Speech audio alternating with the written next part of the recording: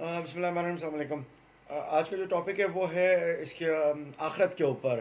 ہم اب تک جو ڈسکس کر رہے تھے وہ ڈسکس کر رہے ہیں، اس کے اندر ہم نے توحید کو ڈسکس کر لیا۔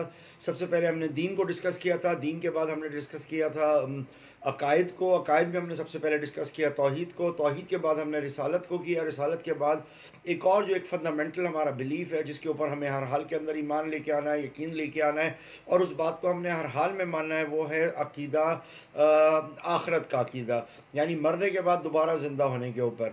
یہ بھی ایک ایسا عقیدہ ہے کہ جس کی بڑی اہمیت ہے، اور اس کی اہمیت کا اندازہ اس بات سے ہوتا ہے کہ پورے نبی اسی معاملے کے لیے آئے، یہ بتانے کے لیے کہ مرنے کے بعد تمہیں دوبارہ زندہ بھی ہونا ہے۔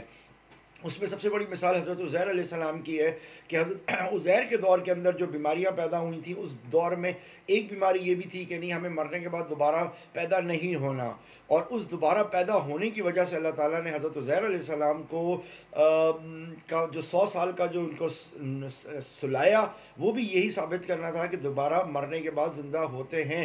اور پھر حضرت عزیر علیہ السلام نے جانے کے بعد یہ تمام قوم کو بتایا کہ دیکھو کیا سلسلہ ہوا، یعنی پکا یقین کروایا اس بات کو کہ مرنے کے بعد دوبارہ زندہ ہوتا ہے۔ جو حضرت عزیر کا واقعہ ہے کہ جب وہ بیت المقدس گئے تو وہاں پہ بالکل ایک اجڑی ہوئی بستی تھی، اور ادھر وہ سو گئے۔ جب وہ سو کے اٹھے تو ان کا کھانا فریش تھا، مگر گدھا بالکل سڑ چکا تھا۔ پھر اللہ تعالیٰ نے اس گدھے کو دوبارہ زندہ کیا، اور پھر اس کے بعد حضرت عزیر نے جا کے اپنی تعلیمات کا آغاز کیا۔ تو آخرت کا بھی جو ایک ٹاپک ہے، یعنی مرنے کے بعد دوبارہ زندہ ہونے کا جو عقیدہ ہے، یہ بہت اہم عقیدہ ہے۔ اس کو ہم بڑا دراصل لائٹلی لیتے ہیں، اور جب تک ہم اس عقیدے کو ہم لائٹلی لیتے رہیں گے، جب تک ہمارے ذہن میں یہ کیفیت رہے گی کہ نہیں یار، مرنے کے بعد اٹھنا اٹھانے کا کوئی کانسیپٹ نہیں ہے، یا پتہ نہیں ہے یا نہیں ہے، یا اگر وہ پکا یقین نہ ہو جس پکے یقین کی ہم بات کر رہے ہیں، جیسے تمام عقائد میں نے پکی بات کری کہ اگر یہاں بھی وہ پکا یقین نہ ہو آپ لوگوں کے اندر، تو آپ لوگ کوئی بھی اچھا کام نہیں کرو گے۔ کیونکہ دیکھو، کوئی آدمی آپ کے ساتھ برا کرتا ہے تو آپ کس بات کے اوپر چپ ہوتے ہو؟ اسی بات کے اوپر کہ اللہ اس کا حساب لے گا۔ تو اللہ حساب کب لے گا؟ جب آپ مرنے کے بعد دوبارہ اٹھو گے۔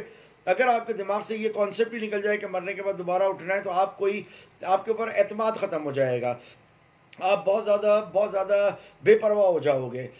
کوئی بھی آدمی گناہ کرنے سے پہلے یہ سوچے گا کہ یار مجھے مرنے کے بعد دوبارہ اٹھنا ہے۔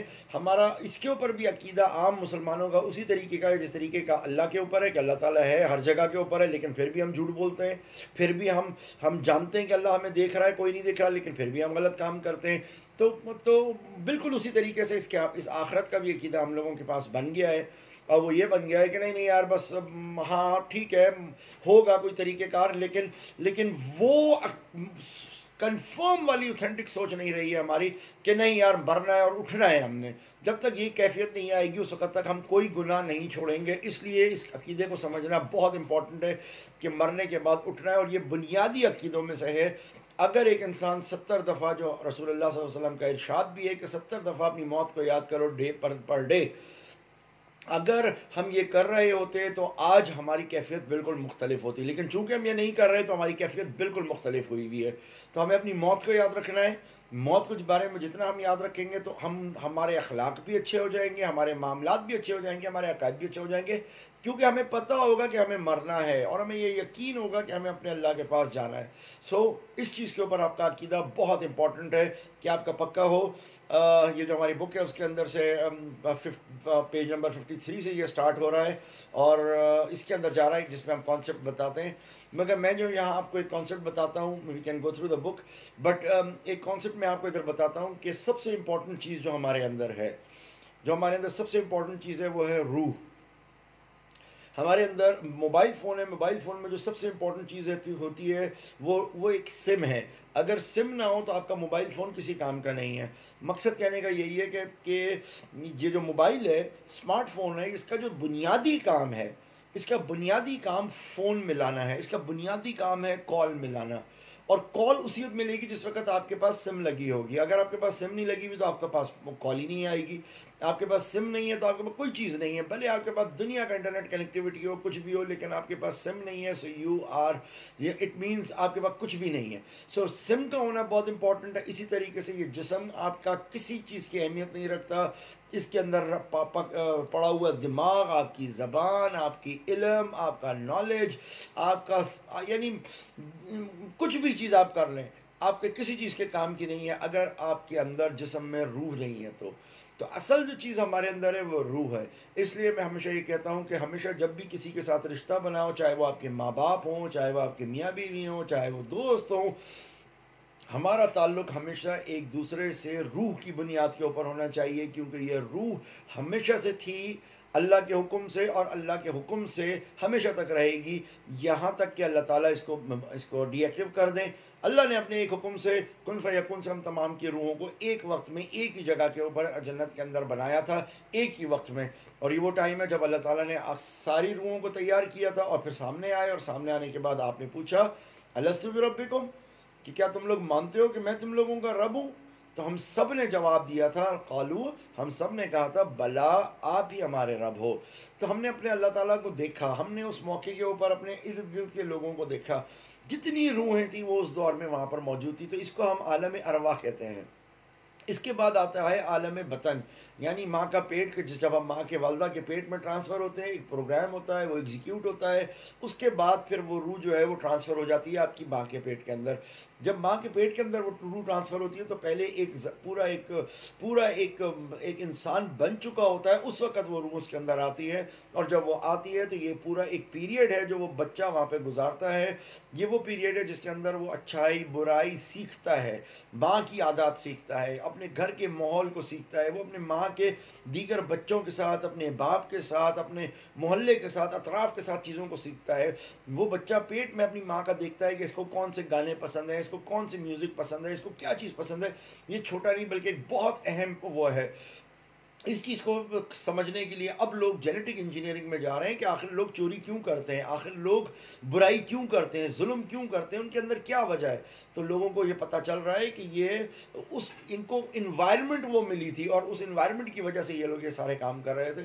تو لہٰذا یہ ایک بہت بڑا ایک پورا ٹائم ہے, ایک پورا وقت ہے. اس کو سمجھنا ہمارے لیے بہت امپورٹنٹ ہے, تب جا کے ہمارے کو بہت سی چیزیں کلیئر ہوتی ہیں. تو اس کو ہم کہتے ہیں عالم بطن. جب بچہ ماں کے پیٹ میں ہوتا ہے, اس کا ذکر ہمارے پاس قرآن میں موجود ہے. اس میں کامن چیز کیا ہے, وہی روح جو ارواح میں تھی وہی روح نیچے آ گئی ہے. اس کے بعد پھر یہی روح ہے, یہی وہ چیز بچہ ہے جو پھر روح ہے جو ٹیکنیکلی دنیا میں آ جاتی ہے, جس کو ہم عالم حال یا عالم دنیا کہتے ہیں. اس دنیا میں آپ بھی رہ رہے ہو, میں بھی رہ رہا ہوں, ہم سب رہ رہے ہیں. اس میں اگر آپ دیکھیں جو کامن چیز ہے وہ ہماری روح ہے, اصل چیز روح ہے. روح کو نکال دو تو ہماری کوئی حیثیت ہی نہیں رہتی, ہم سارے ختم ہو جاتے ہیں, ہماری کوئی معاملات نہیں رہتے. اس لیے جو روح ہے اس کی سب سے زیادہ اہمیت ہوتی ہے, اس کو سمجھنا سب سے اہم ہے کہ ہم دنیا میں آئے ہیں تو کس طرح سے ہم رہیں گے, کھائیں گے, پیئیں گے, اٹھیں گے, بیٹھیں گے, سو آن. تو ان ساری چیزوں کو سمجھنا بہت اہم ہے کہ عالم ارواح کیا ہوتی ہے, عالم بطن کیا ہے, پھر عالم دنیا جس میں ہم یہاں رہ رہے ہیں. آپ دیکھیں جب ایک بچہ پیدا ہوتا ہے تو اس کے دماغ میں سب کچھ ہوتا ہے, اس کو سب پتہ ہوتا ہے. بھوک لگتی ہے تو اس کو پتہ ہے کھانا کیسے کھانا ہے, دودھ کیسے پینا ہے, اس کو پتہ ہوتا ہے کس کو دیکھ کے ہنسنا ہے, کس کو دیکھ کے مسکرانا ہے, کیا کرنا ہے. آپ بچے کو دیکھیں گے وہ جس طریقے سے ہاتھ پاؤں چلا رہا ہوگا اس دنیا میں آنے کے بعد, اس سے لگے گا کہ یہ اگر اس کو چھوڑ دیا جائے تو یہ تو گاڑی بھی چلا لے, جہاز بھی اڑا لے, موبائل بھی, سب کچھ کر سکتا ہے. کیونکہ اس کا روح بڑی ہے, اس کو سب کچھ پتہ ہے, لیکن باؤنڈ ہے, بندھا ہوا کس میں ہے, کیونکہ اس کی جسم اس کو طاقت نہیں دے رہا ہے. جیسے جیسے جسم نشو و نما پاتی رہتی ہے, جیسے جیسے جسم میں طاقت آتی رہتی ہے, وہ بولنا بھی سیکھ جاتا ہے, وہ لڑنا بھی سیکھ جاتا ہے, اور پھر وہ ایک جھگڑالو قسم کا انسان بن کے اٹھتا ہے. تو یہ عالم ایک دنیا کا حال ہے جس کے اندر آپ میں ہم سب لوگ اس کے اندر گزر چکے ہیں, اور یہ بڑا ایک اہم پیریڈ ہے جس کے متعلق ہم سب کو جو ہے وہ معلوم ہونا چاہیے, جس کے بارے میں ہمارا یہ ہے. اس کے بعد اگلا ہے عالم سکرات, پھر اس کے بعد ہے عالم قبر, پھر ہے عالم برزخ, اور پھر ہے عالم حشر. اس کو میں اگلے لیکچر میں کنٹینیو کروں گا تاکہ ہمارے کو ایک آئیڈیا ہو جائے کہ کیا ہے. تو آج کے لیے جو ہے یہ والا ہے کہ یہ 3 چیزیں کیا ہیں, اور اس کے بعد اگلی جو چیز ہوتی ہے اس کو ہم آگے اس میں بتاتے ہیں. بہت شکریہ, السلام علیکم.